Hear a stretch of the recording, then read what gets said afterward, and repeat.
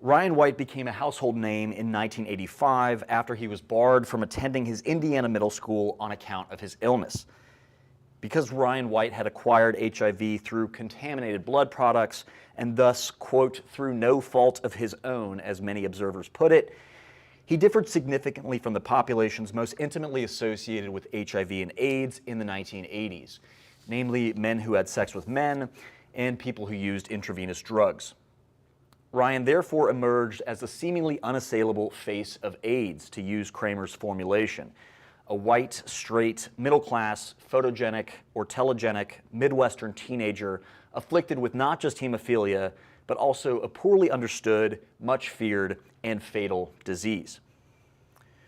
Ryan White's high-profile death and funeral also enabled the passage of the CARE Act, dedicated in his honor by a congressional subcommittee. Although the CARE Act helped supply desperately needed federal funding for HIV/AIDS prevention and treatment, its focus on a, quote, politically safe symbol, in the words of one New York Times reporter,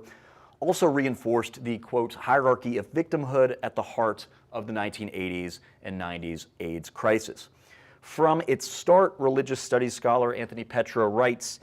AIDS was a moral epidemic, complete with a hierarchy of victimhood that placed innocent children above implicitly guilty homosexuals.